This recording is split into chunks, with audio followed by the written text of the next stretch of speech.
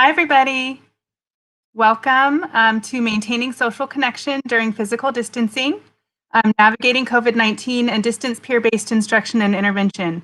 I'm Casandra Guerrero, and my background is that I'm a speech-language pathologist. I'll get a little bit into my history, but this is a topic that I'm really passionate about, and I'm constantly striving to learn how to do it better, how to align it better to the evidence-based practices, how I do it at my school, and just to be more inclusive, and I'm excited to have you all here with me today to talk about this. So I've been an SLP in a comprehensive high school for over 10 years, and then the past 4 years or so, I moved over to program specialist. So I support our speech and language program, our low incidence providers, our severely disabled classrooms, and I run our Circle of Friends program also at the high school. So I've been doing that for about 10 years. I started 10 years ago. I was trained by Barbara Polilis, who was the founder of the Circle of Friends program that's out of Los Angeles. And I piloted with about 30 students. Current membership as of last year was about 285. Right now in distance learning, we have a little bit less of participation, but it's still probably close to 200. In relation to that, I've also been a program facilitator for Circle of Friends for about 8 years. That just means that I also work with other districts and helping them implement Circle of Friends. I've worked in Santa Clara, West Contra Costa County, San Ramon Valley Unified, Calaveras County, and also in my own area in Hollister. So that's a really fun part of what I get to do. I've also been a Captain cadre member for about 6 years. Captain is the California Autism Professional Training and Information Network. And I know Ann England just presented. She's kind of the head of the ship for Captain. And I'm going to talk a little bit more about the evidence-based practices through this peer-based instruction lens. A little bit about me personally. These are pictures of my family. That's my husband, Roland. He's a second grade STEM teacher. And my beautiful daughter's Layla, who's 7. She's in second grade. My husband's actually her STEM teacher this year in her school. There's a STEM teacher and an ELA teacher for each grade. So he's one of her teachers. So that's been fun in distance learning to try and separate daddy from teacher. And then Maya is 4. She's in preschool. And Layla also is neurodiverse. She was diagnosed with ADHD in February, right before all the pandemic stuff started. And so as a parent, I also am feeling, the impact of this on our neurodiverse population because it was really difficult for her to be isolated for so long. She's in a small cohort going to the Y now and able to do her Zooms there, which has been, I think, really good for her mental health. But anyway, that's just my parent perspective. And then also a little side note is that I dance and teach ballet in all of my spare time. When I'm not being a mom and working for a district and helping Circle of Friends and being a captain, as I know all of us have many different hats. So just my disclosures, I'm a Captain cadre representative, but I don't stand to profit financially from the use of Captain materials. As an employee of San Benito High School District, also the same statement. As a consultant for Circle of Friends, which is a nonprofit, I'm going to be presenting my information for peer-based instruction through that lens because that is the program that I've used to implement peer-based instruction over the last 10 years. And because I am a program facilitator for that program, if a district signs on and I am the assigned program facilitator, then I am paid for that work. Okay, so the focus today is peer support as an evidence-based practice for students on the autism spectrum. And really, that's what the Captain research is around, is evidence-based practices for autism. But I found that it's good practice for everybody, all the way around. I'm going to talk a little bit about what Captain is for anybody that doesn't know. And that will take us into the National Professional Development Center, which was the main study that we were going off of for years. And then the National Clearinghouse on Autism and Evidence-Based Practices, which is the newer study that just recently came out this year. So that had just basically some updated research that I'll talk a little bit about. And then I'm going to talk about peer-based instruction and intervention, which is one of those evidence-based practices that came out of that research. And then the difference between traditional and distance models. I had been running it for about 10 years. Our 10-year anniversary was actually last year. And we ended up having our prom, which we do a big unified prom every year, ended up being virtual because by the time prom came around, that's where we were at. So I'm going to talk a little bit about how we started transitioning to distance learning and still keeping those social connections. And then this year, now that we've had a little, time under our belt to plan a little bit more, what we've come up with for this year. And we're really just starting. We had our first training with our peers this week, and we have our kickoff meeting this Friday, and then we have our first big friend meeting on Tuesday. And I'll talk more again about what that looks like in distance learning. Okay, so CAPTAIN is the California Autism Professional Training and Information Network. It's out of the Marin County SELPA, and as I mentioned, Ann England is the coordinator of that project. It's a grant. Cadre members, so I'm one of the cadre members. We're professionals from regional centers, SELPAs, and other support agencies that work with individuals on the autism spectrum.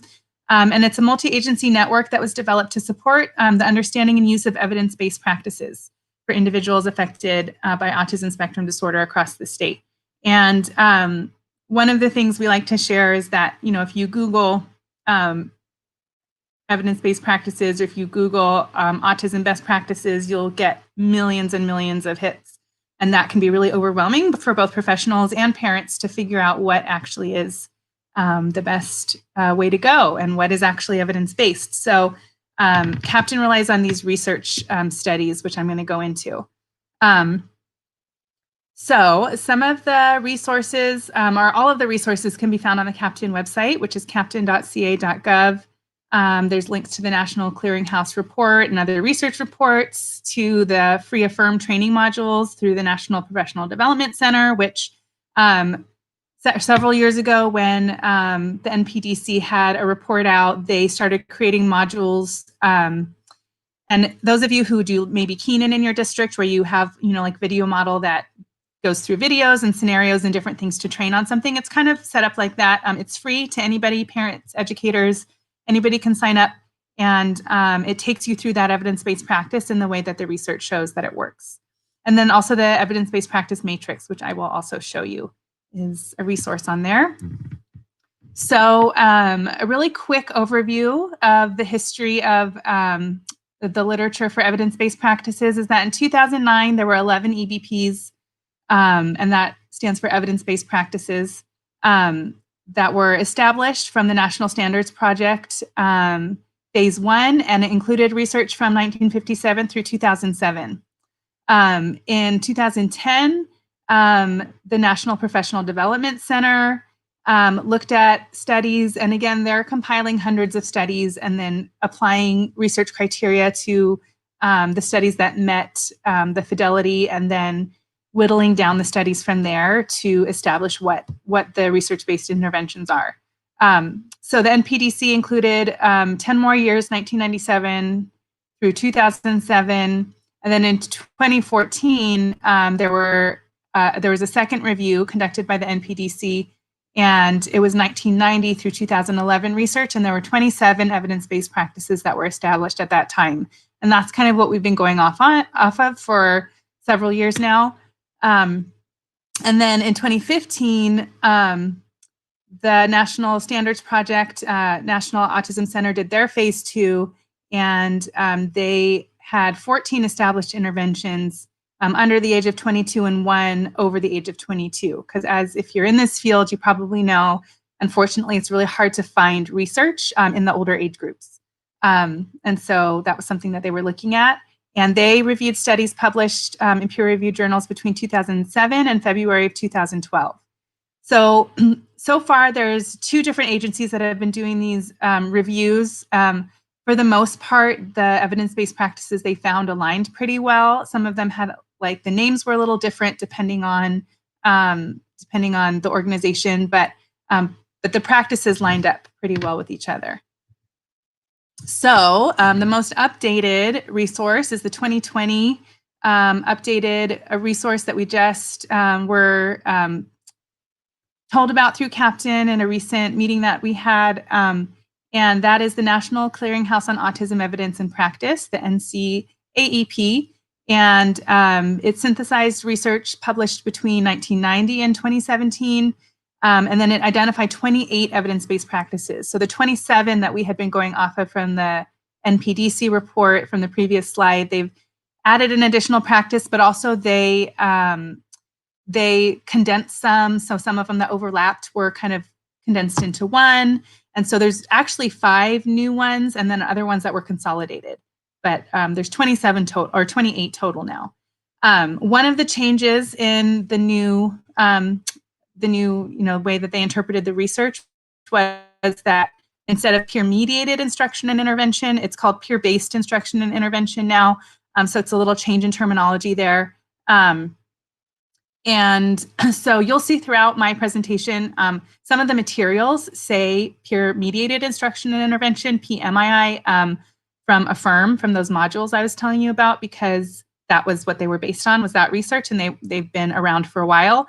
But I'm going to refer to it as PBII, peer-based instruction and intervention, because that's the new term that we have. So if you see both, they're kind of interchangeable, but that's why. And then on the right here, you see the matrix. So it's hard to see, I know, on this slide, but again, you can find it on the Captain website. And on the left-hand column, you see abbreviations for all the evidence-based practices. The one that I have highlighted in orange is PBII. And then across the top, you see what the research shows it helps support. So you see across different domains, academic, cognitive, communication, there's a bunch of different ones, and then also different age groups. So if you look at the different age groups, it'll be highlighted in the box next to or underneath the age group and the category that the research shows that it was effective with. I like to also just say the disclaimer that just because the box isn't highlighted doesn't mean it won't work. There just may not be research yet in that area, but we always like to start where the research shows it works. And then if there is a strategy you think a student of yours could benefit from, then the golden rule is you always, take your baseline, you try it, and then you see if it's working for that student or not. And if it's not, you can move on to something else or tweak something. And if it is, then you keep going with it. So the definition of peer-based instruction and intervention is intervention in which peers directly promote autistic children's social interactions and or other individual learning goals, or the teacher or other adult organizes the social context, so such as playgroup, social network groups, recess, and when necessary provides support such as prompts or reinforcement to the autistic children and their peer to engage in social interactions. So that's the definition from the NCAEP of what PBII is in a nutshell. And so some of the core strategies, when I look at all the evidence-based practices, a lot of them overlap. So I like to look at kind of the core strategies that I'm using. And when I was still had a caseload and was actively doing speech therapy, I would use the peer naturalistic social time as part of my intervention, so to help generalize skills and make sure that they were useful outside of my little box of a therapy room, right? So the peer-based instruction intervention, modeling, and then naturalistic intervention are all things that I use. And then supplemental strategies that might be used during a more structured session would be social narratives, also known as social stories, and social skills training, which is a really specific way to teach social skills. So implementation fidelity, science tells us that we have to implement the practice in the way that the research says it's effective. So one of the nice things about the Affirm modules, which is the autism focused modules that we talked about, there's links on the Captain website to that, is they have a brief of kind of what it is, and then they have implementation checklists and different data sheets and planning sheets and things so that you can follow as you're implementing it. And they're really easy to use. They're ready-made for you. Most of them have both a PDF and Word version so that you can modify as needed. They have fact sheets, and then the modules that I talked about. And then you could attend a training on the practice. I think at this point, every SELPA in California has several captain cadres. So I would encourage you to reach out to your SELPA director if you're not sure who your captain cadre are, and see what they're doing. We have different goals each year of trainings and coaching and things that we're working on implementing. So there may be a training that you can attend, especially now that everything's virtual. You may be able to attend a training of a group that's not even in your area, because we're trying to share a lot with each other. And Captain as an organization is putting out a lot of information through the Mind Institute. Patty Shedder's Anne's partner, and they, through the Mind Institute, they put out a lot of great stuff for parents and professionals as well. And then accessing the coaching. So again, Captain Cadre, one of our jobs is to coach, which is different now that we're in a digital world. Typically, we would go into the classroom and help coach the teacher and the team in how to implement the practice in the classroom. Now we do this virtually. So I've been working the last couple months with my team on video modeling. And one of my teachers is really doing a great job. And we have a paraprofessional who's editing and adding different icons and things to the videos. So, and I'm kind of reviewing them, seeing how she's introducing them in her Zoom classes. And so that's how the coaching is looking for us. But it may be more of a consultation depending on your area and what your cadre are using. Okay, so, and I don't know if there's any questions yet at this point. I know Kathy's keeping an eye on the chat, and she's going to let me know if there's any questions I can answer. I can pause for a second and see if there's anything before I move on. No? Okay, no questions right now. So I'm going to just keep it moving. I have a lot of material in here, and I think I can cover it in this time, but I have some fun videos too that I wanted to show you. So peer-based instruction and intervention. This is the implementation checklist on the right here. And again, I don't know how big your screen is. It might be hard to see, but these are all available again on those Affirm modules, and you can download any of it. It also should be attached to my presentation. I put the packet. Basically, it's called a brief packet with all of the most essential documents that are attached to that EBP. And you'll notice it's called peer mediated on the sheet because it's from the Affirm module, and I'm calling it peer-based up here because that's the new term. But all of that's available. So it's shown to work for ages 0 to 22 in the area of social, and then 0 to 14 in communication domains. In terms of what the research is showing, it's that peer-based instruction is effective for. And so typically developing peers are taught strategies that increase social learning opportunities in a natural environment. And I've really tried to make this not about, so when I train my peers, I don't want them to be thinking, oh, I'm doing this because I'm such a great person and I'm helping someone else. I want them to do this because they genuinely want to get to know another person and learn somebody else's communication style. So we all have different communication styles, and especially our neurodiverse population have communication styles that don't always fit into the box of what we're used to. And so part of what I've really tried to do with my peer training is to, and I kind of don't even like that term because they're all peers with each other, right? Regardless of if they're identified as neurodiverse or not.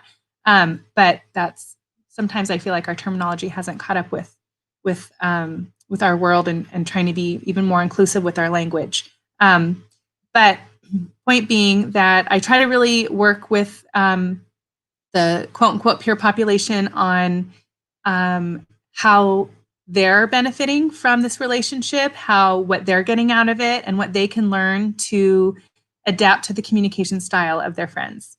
I say sometimes I wish that the world would catch up with where I would like it to be for this, because I wish you didn't even have to teach this. I wish it was, and for some kids you don't. For some kids all around, they just get it and communicate with each other and are really natural with that. But unfortunately, there's a lot also of students who of just people in the world where that's just not the culture yet. And so we do have to do some teaching. So, excuse me. So all of this, again, can be found in the Affirm modules based on the NPDC model of peer-mediated instruction and intervention. Okay, so some of this is taken, again, directly from that module, the video module, and it walks you through all of the steps and how you do all of them. So the first step is always planning, and you're identifying the times that this would occur. So for me, during distance learning, I'm identifying when are the instructional times for students and teachers, and when, because we have an AM cohort and a PM cohort, and then we also have what we call Hey Baylor support time, which is like an intervention time in the middle of the day that teachers may need to see students. So for me right now, as we plan this, as trying to identify times that during our digital world that would lend themselves for most people to be able to attend.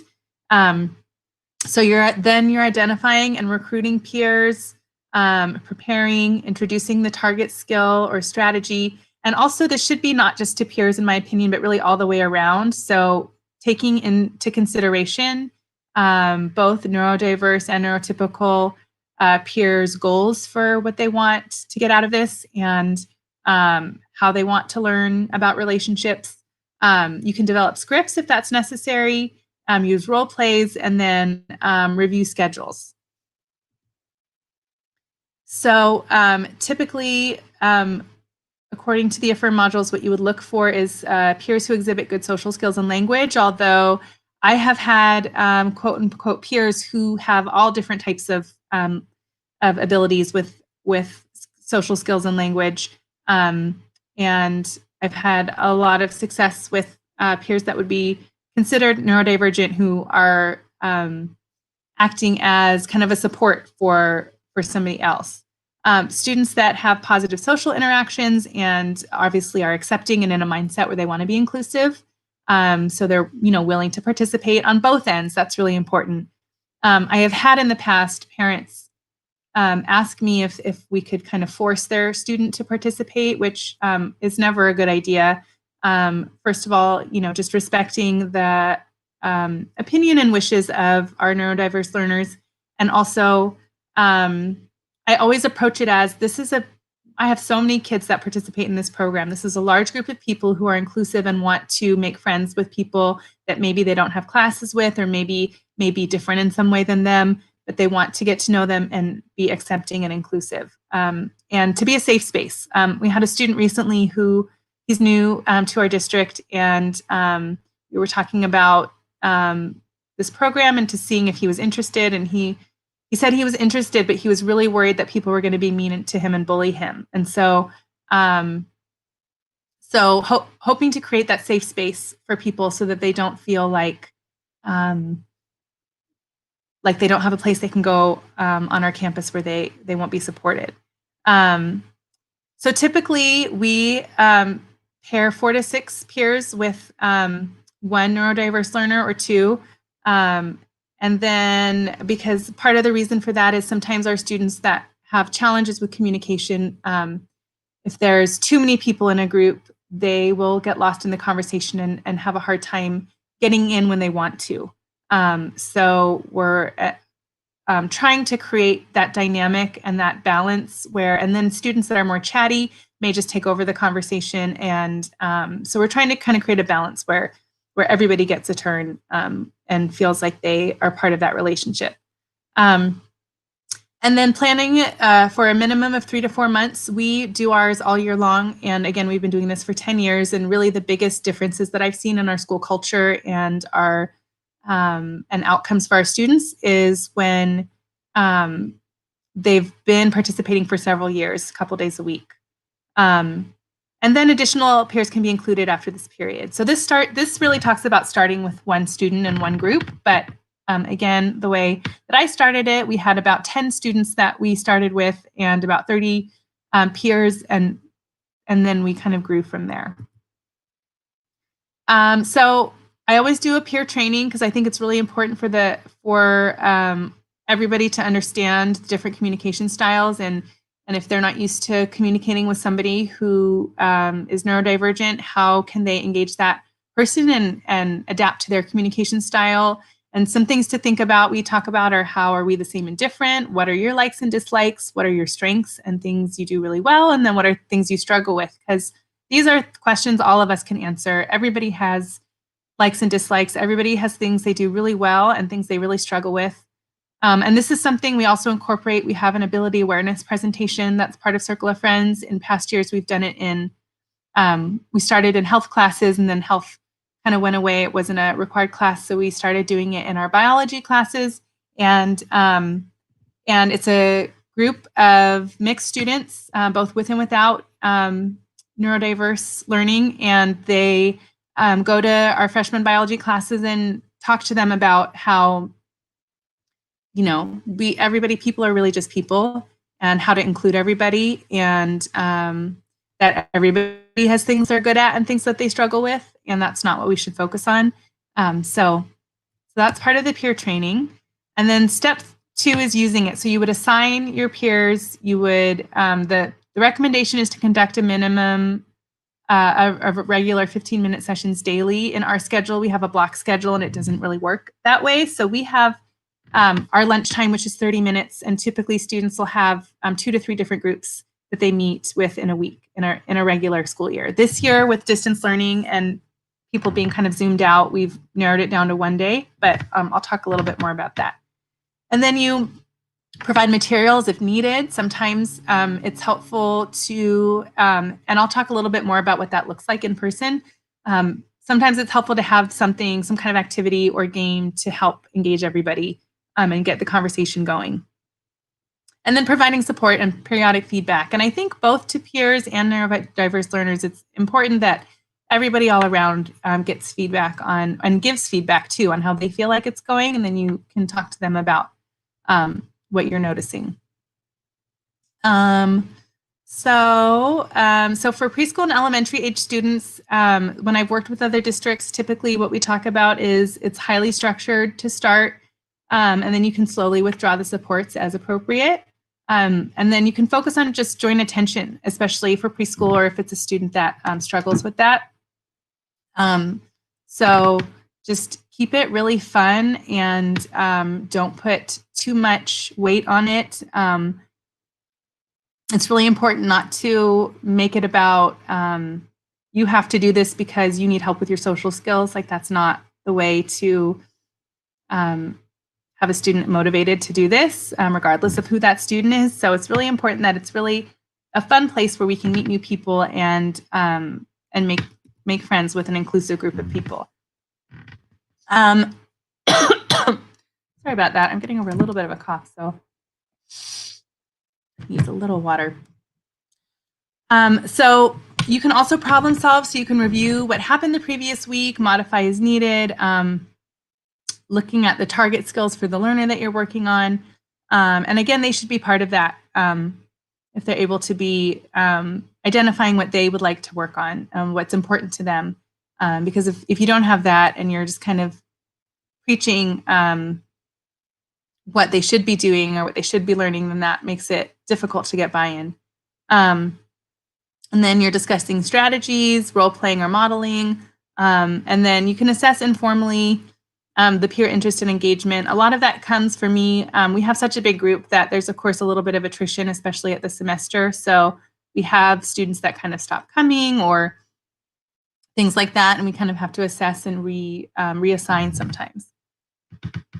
And then you reinforce both participation on both sides, in my opinion. So here's some of the materials that you can find in a firm that you could use for scripting or cartooning when you're showing what people might be thinking, or things that we could say in different situations. Scripts are really helpful, but when possible, it's great to fade them so that answers don't become rote. And they're a nice little tool, though, for a student that maybe can't find the words to begin with.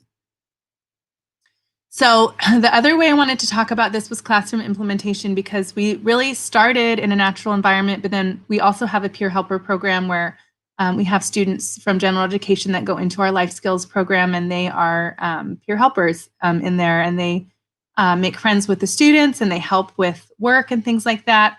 And so we did a captain project where we established a chat time every morning, and then the peers were provided with scripts and visuals, and they even did a little bit of data keeping, which is great experience for them, especially if they want to go into special education.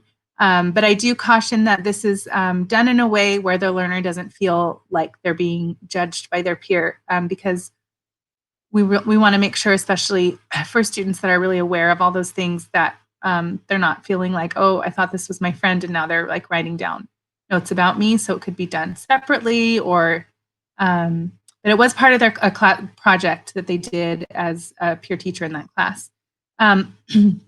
Adaptations for like elementary school is I've seen people have reading time buddies, or during PE or an art activity integrating. And then during distance learning,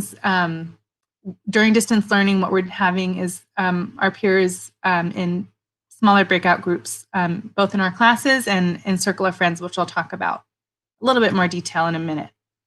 So this is an example of a peer helper that was in one of our classrooms last spring, and the teacher assigned for her to do, or for all the students to do, a video model on a daily living task and upload it to the Google Classroom for students to be able to see, because video modeling is also an evidence-based practice, and when peers are doing that modeling, it's more meaningful to a lot of our students to see somebody that's their peer doing it, as opposed to a teacher or someone they don't know. So I'm going to play the video and make sure my sound is all the way up. Hi guys, it's me Katie, and we're gonna do chores around the house. First up is folding clothes.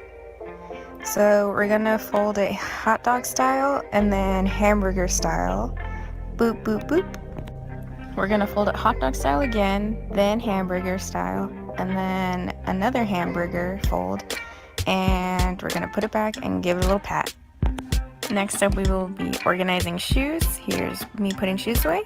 And boop, boop. Next is putting away dirty laundry. Take a shirt and put it in like that, and that, and that. And if you want, you can throw it in to make it a fun game. And I just want to say that I miss you all so much. Because we have lots of examples of those, because I believe because Circle of Friends has been around so long, and we have this peer helper program that's been around for a long time as well.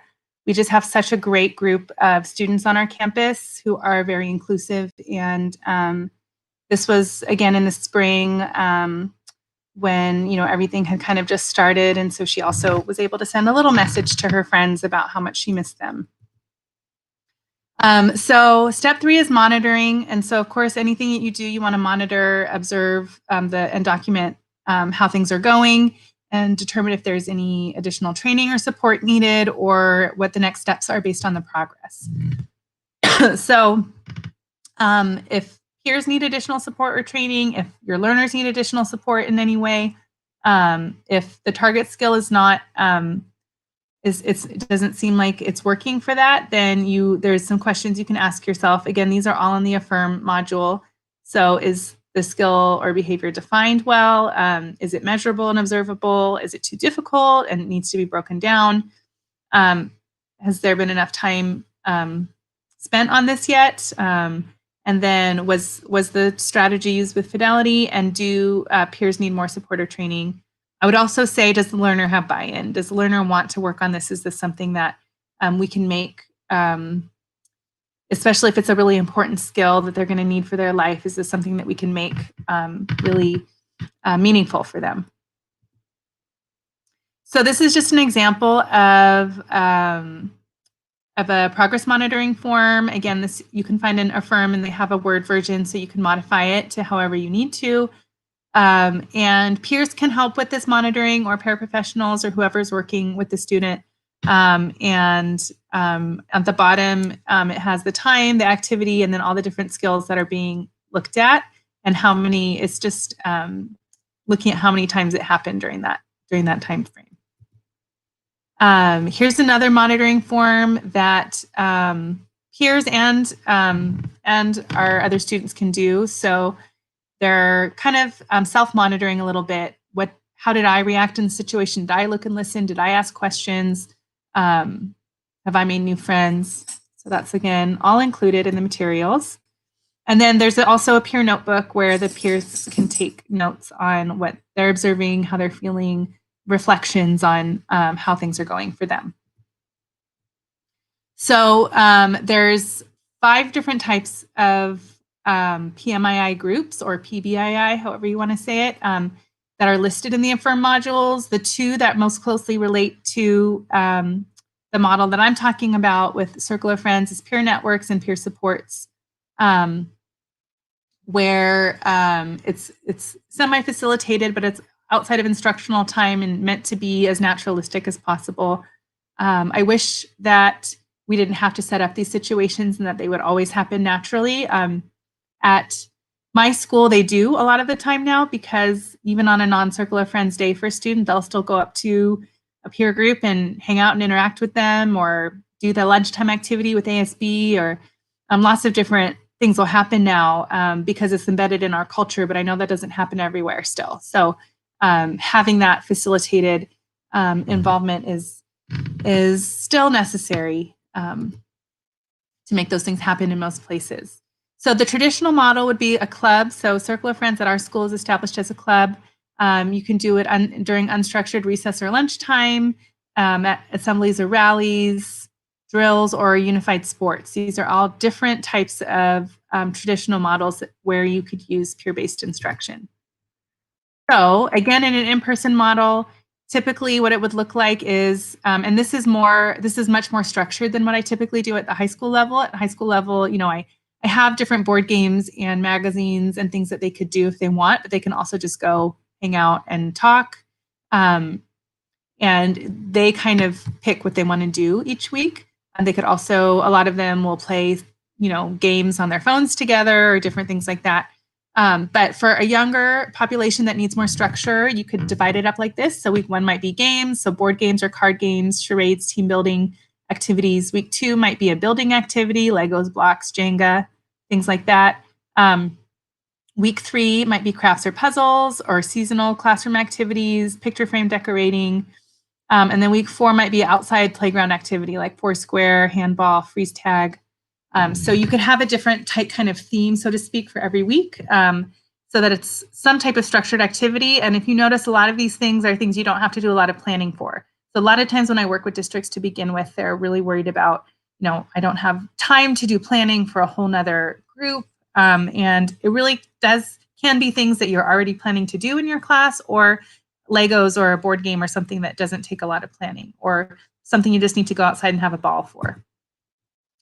I like to show this example because this was a school, and Madeline Potter was the teacher that showed this to me. She actually had a folder with a check-in and out for her Circle of Friends groups, and like an ABC chart that the peers filled out. And then also on the other side, there was like a list of likes and dislikes and favorites, favorite food, favorite movie, and things like that for each student, so that the peers could, they were actually, after lunch, they would go and fill that out really quick and then put it back. So they were actually helping with data there. Okay, so now for the juicy stuff, bringing peer supports into a digital age. So I know that was a lot of background, so thank you for bearing with me. I feel like it's really important to set the stage for what this looks like in, you know, pre-COVID times, and then we can kind of transition into what it's looking like now. So the foundation was Circle of Friends for me. We had a longstanding program for 10 years. We usually have between 250 and 300 students every year participate, with lunch days 4 days a week with groups of 2 to 4 students. Over the years, we've been included in more things like adding unified sports, royalty, unified prom. Gifted Games was our kind of version of a big Special Olympics type event that we had before Special Olympics came down as far as our area. And that has been going on for, I think, 14 or 15 years. And then also we're a unified champion school, so we already had the foundations for that Special Olympics Unified Champion School criteria with a lot of the things we had already with Circle of Friends, school-wide engagement and leadership opportunities, and training and education for the school with our ability awareness presentations and things like that. We already had a unified cheer team. We called it Gifted Cheer because Gifted Games was kind of our little term. We're trying to shift over to unified for everything now. But we ended up adding sports such as soccer and basketball. And a lot of the stuff was added after Circle of Friends had been established for several years by paraprofessionals, students, different people who saw inclusion happening and wanted to do more. And so that's been really neat to see unfold. And then our ability awareness presentation in the 9th grade classes as well. So the idea behind that is that you get them at 9th grade and you do this presentation, and then our whole school, within 4 years, our whole school had, theoretically, if they were in that 9th grade, we targeted all the 9th grade health classes at first and then bio classes. And if you're at a younger grade level, you can, just pick a certain grade level to target. But our whole school, after a couple of years, had been through that presentation and have that little bit more heightened awareness around how to be inclusive. So when we first transitioned to a digital format, one of the first things that we did was we had 2 teachers. They're up there at the top, Miss Ellie and Miss Bree. First of all, who both were peers in our program when they were in high school, and now they're back as teachers.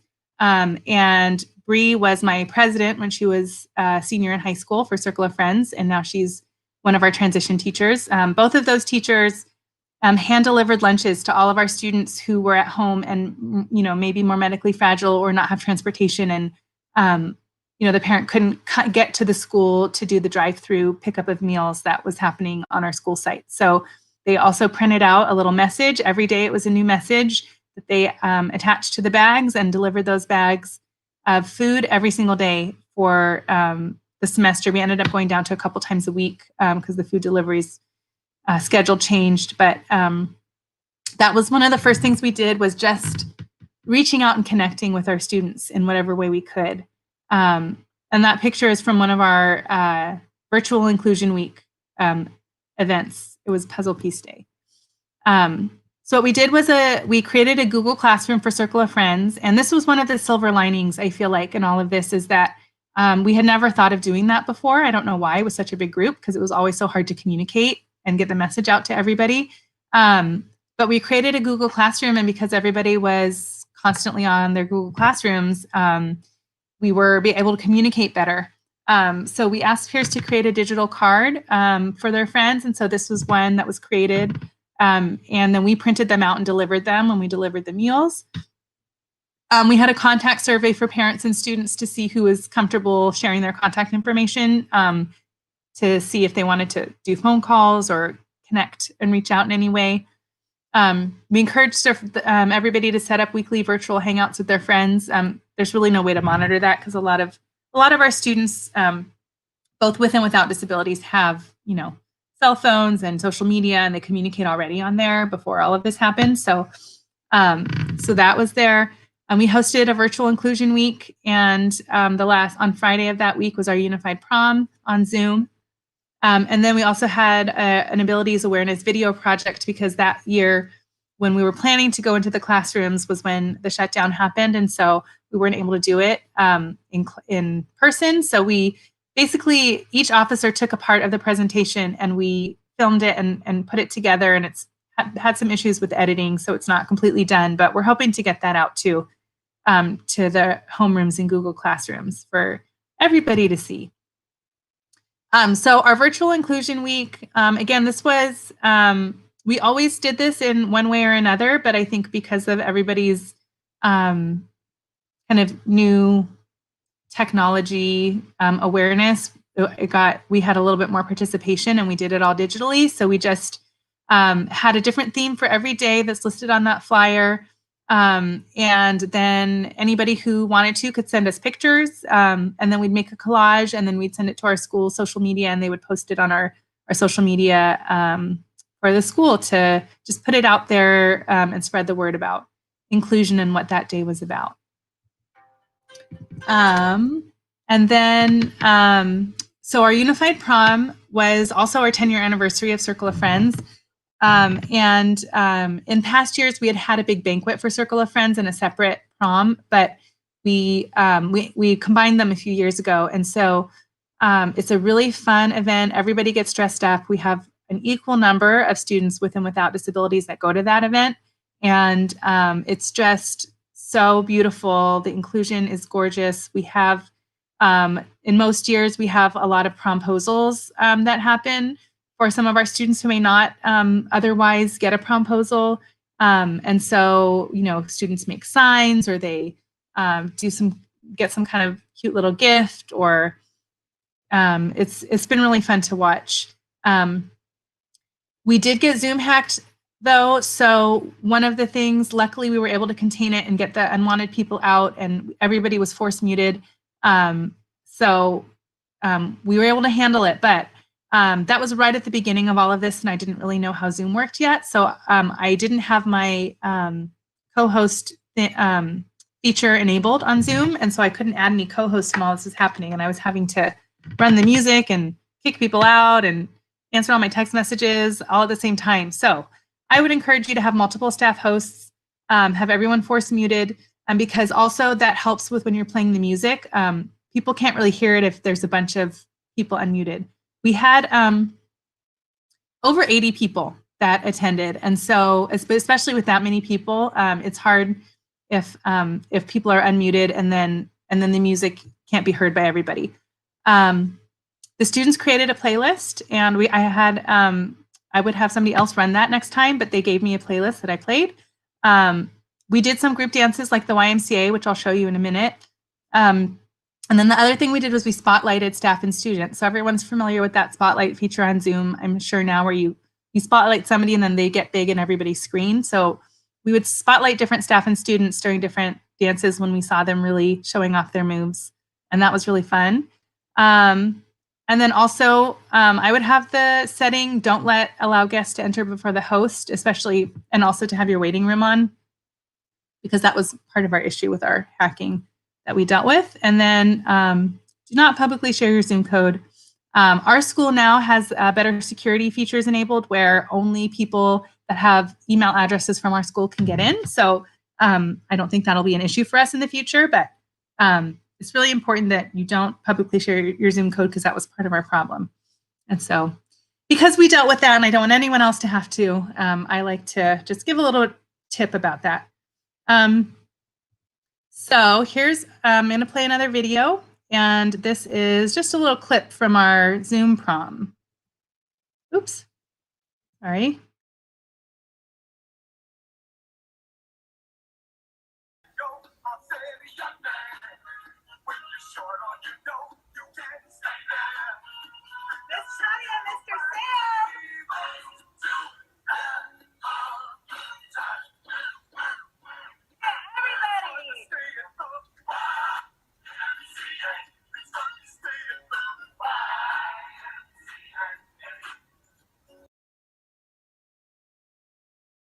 Dressed up. We encouraged everyone to dress up like they would if they were going out to a prom. I got pictures all day of students in their outfits, and it was so fun to see. And the best part is that I don't think most of our students realized all the behind the scenes stuff that was happening, so that was good. And then we had weekly Zoom hangouts. We would just meet once a week. We would have usually 20 to 40 participants. I would try to have the peers assigned to lead the activities. We tried breakout rooms, but that was at the very beginning and nobody was used to them yet. And so it didn't really work, but we're trying that again this year. So we had rotating activities. We had different activities each week. So we had virtual dance parties, show and tell, talent show, a fitness challenge, and we had a connection to a virtual petting zoo where we had somebody come on and show us some animals on her farm.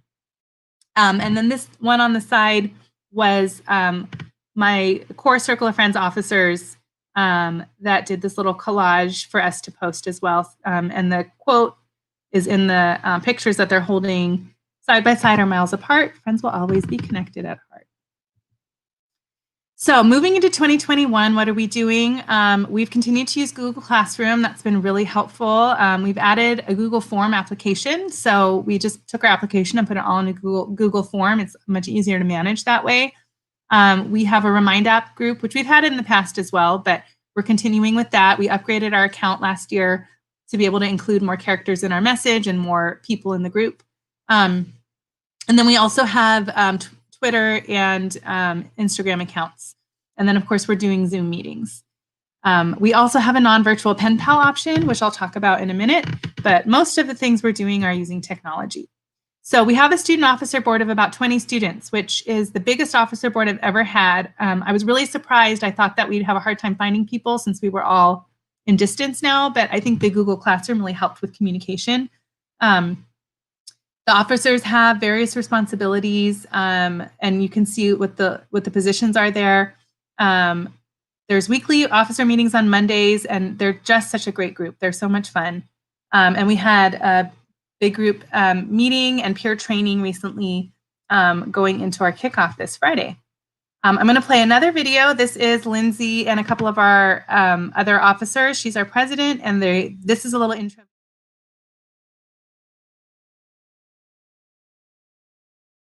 Hey guys, I'm Lindsay Weiser and I'm this year's Circle of Friends president. We have big plans this year and it all starts with officer meetings via Zoom every Monday and big group meetings once a week. Even with school closure, we are still planning more meetings and events as the semester goes on. Our mission for Circle of Friends is to promote inclusion for students with or without disabilities and those living with adversity. We empower all students to appreciate differences, build genuine friendships, and stand up to bullying. Our vision for Circle of Friends envisions a world where people of all abilities give respect and kindness and interact meaningfully within schools, workplaces, and communities. Our values for Circle of Friends is to honor diversity while celebrating commonality, cultivate friendship and emotional intelligence. We support development of the whole person and presume competence and resilience in others and build advocacy through empowerment. Circle of Friends is a great opportunity to increase your understanding, acceptance, and appreciation of individual differences. Please consider joining Circle of Friends this year. It's never too late to make a friend.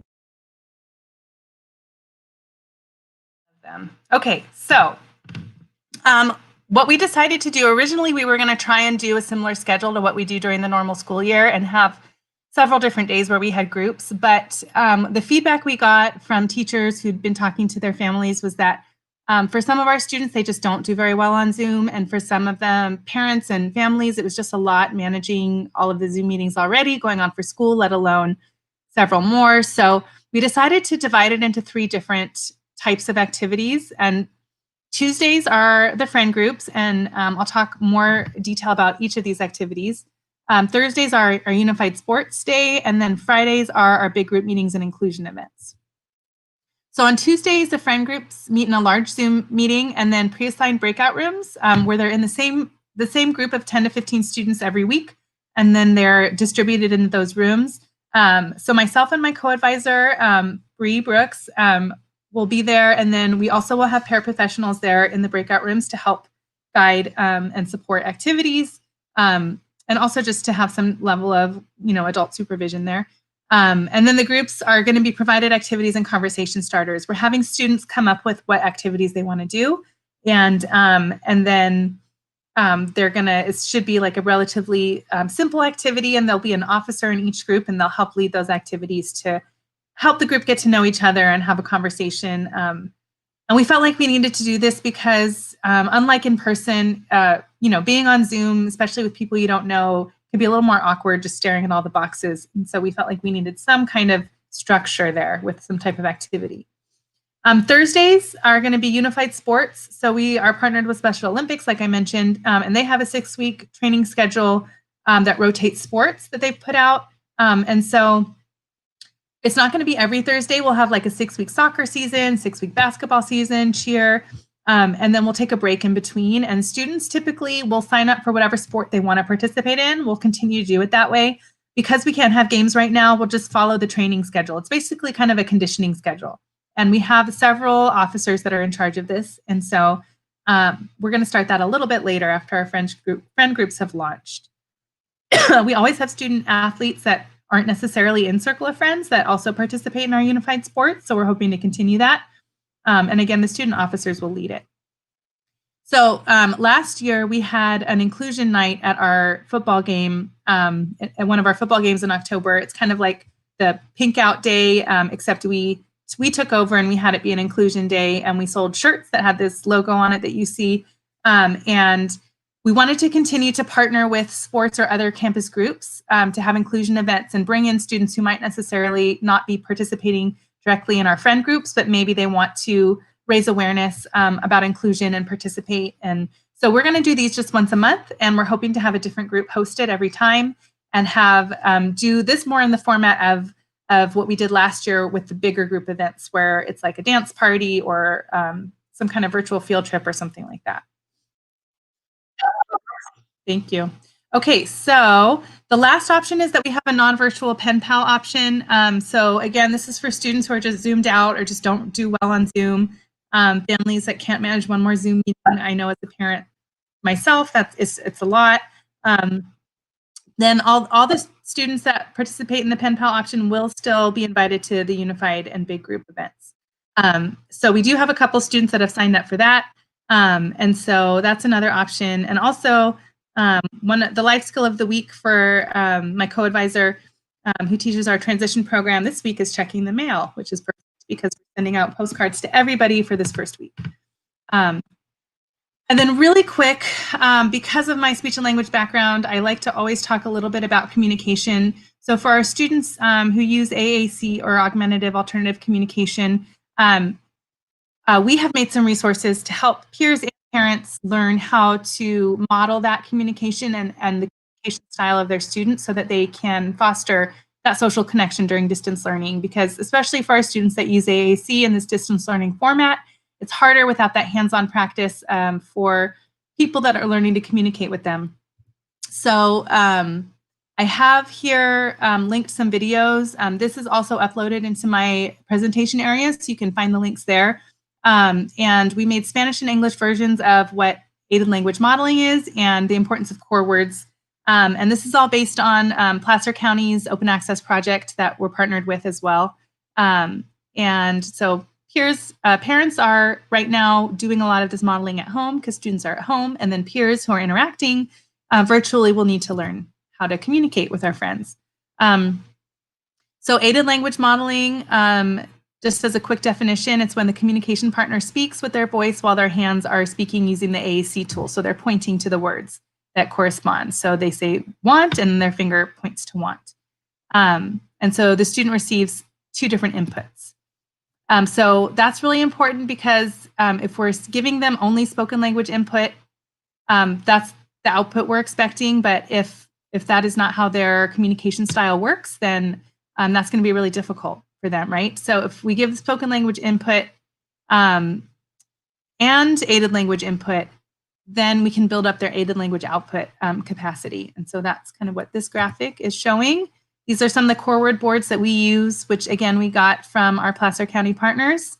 They have some awesome resources on their website. And I have one more really quick video. It's like a minute long, I want to say. This is my daughter and I made a really quick video to show parents how to do aided language modeling.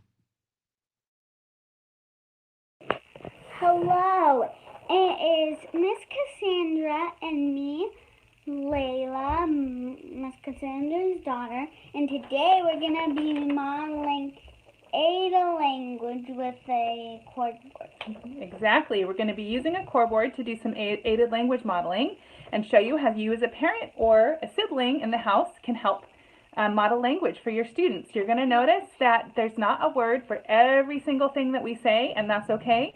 And if it takes you longer to find things, that's okay too.